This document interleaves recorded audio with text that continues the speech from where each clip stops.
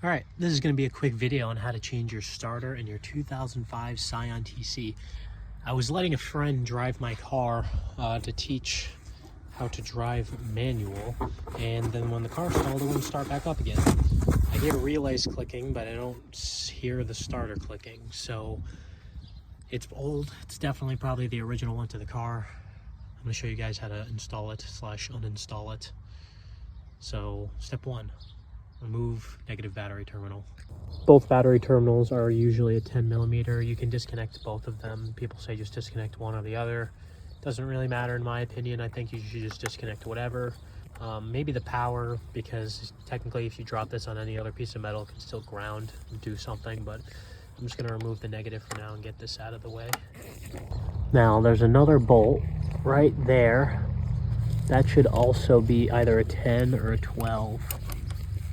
It looks like it's a 12mm, so go ahead and grab a 12. Take that one off next.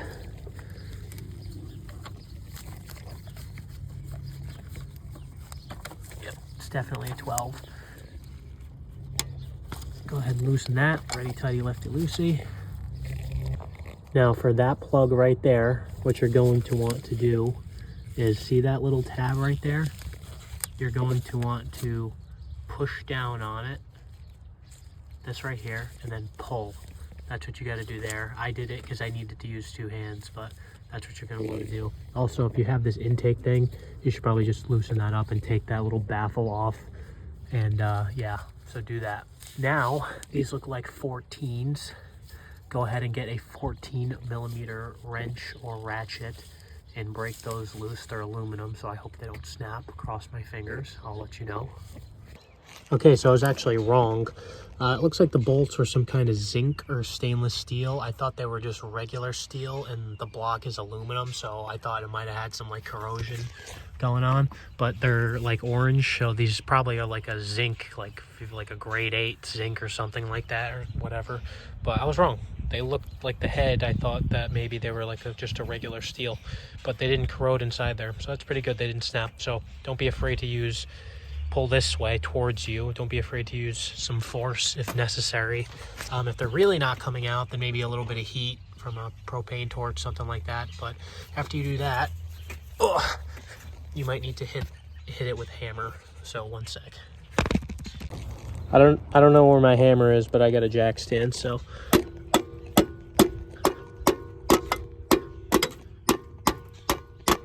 I'm gonna have to use two hands for this. All right, so what happened here is, see this? See how that doesn't have this cone on it? Yeah, that got stuck inside my engine, and that part is now broken off inside the transmission right there.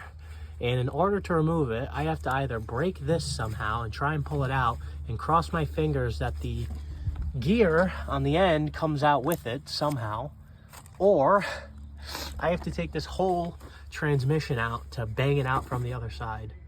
So there you go.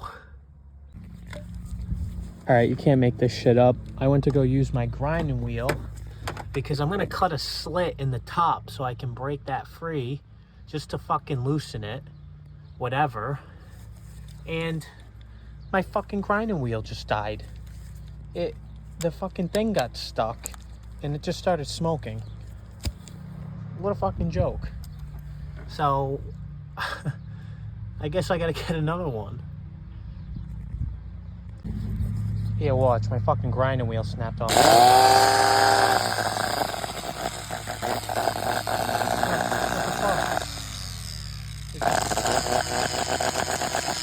What a fucking joke.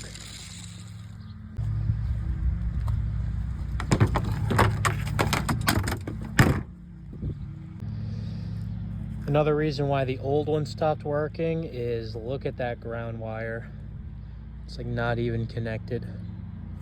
This whole housing is junk, holes in it. I'm surprised it lasted that long, to be honest. But there you go. So I have to end it for the day. But yeah, I had to put slits in the top, and I'm slowly breaking away at it. It is loose, but I just don't have time right now. Don't do this. Just just don't. The right way is to take the transmission out, but I'm not going to do that.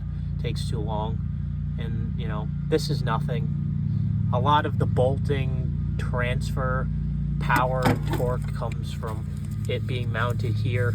This isn't really that structural, so it's not that big of a deal. It's more or less just a mounting surface to keep it straight. But as long as I keep slits in it and I don't break these top parts off, then it's fine. But that's okay. If not, I'll just shim it. I'll figure something out. But yeah, that's kind of it.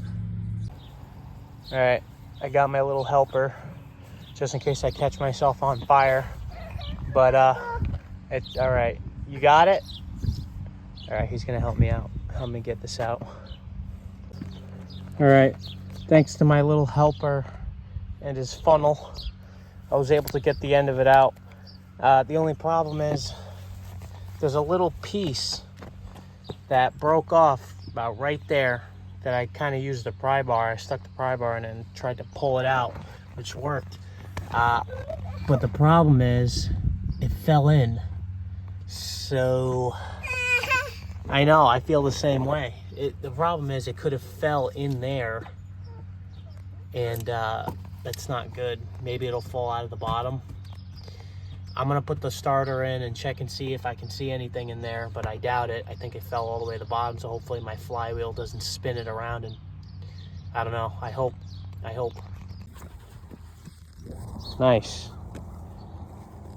This is Formula One, record-breaking time.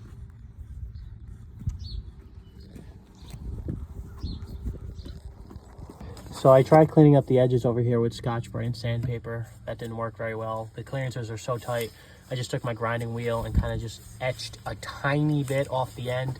You're not supposed to do the whole thing because it's not supposed to fit in there nicely to give it stability, but just enough. It's probably going to corrode in there again anyway, but now it actually goes in with some... All right, yeah, see? It goes in. Go ahead and throw your bolts in and do everything in reverse. All right, my little helper is inside sleeping. So I got the starter in. It's just both 14 millimeters. Usually aftermarket starters have a 13 millimeter nut on the end. It's not a 10 or a 12 or a 14 anymore. It's an odd number for some reason. So I'm gonna go ahead and throw the intake back on. I really hope that that little piece of metal that got chipped off doesn't go flying around in my flywheel area and screw everything up. But yeah, I really hope that's not the case. So I'm gonna go ahead and bolt everything back together and see if it cranks. All right, everything is bolted in and bolted back together. So we're going to see if it starts. Cross my fingers that that little piece of metal doesn't get stuck inside the flywheel or jam something or break something, and it's just sitting at the bottom of the transmission being happy, and it's going to stay there forever and never cause me a problem in the future ever again. Okay, let's see. That starts so much better.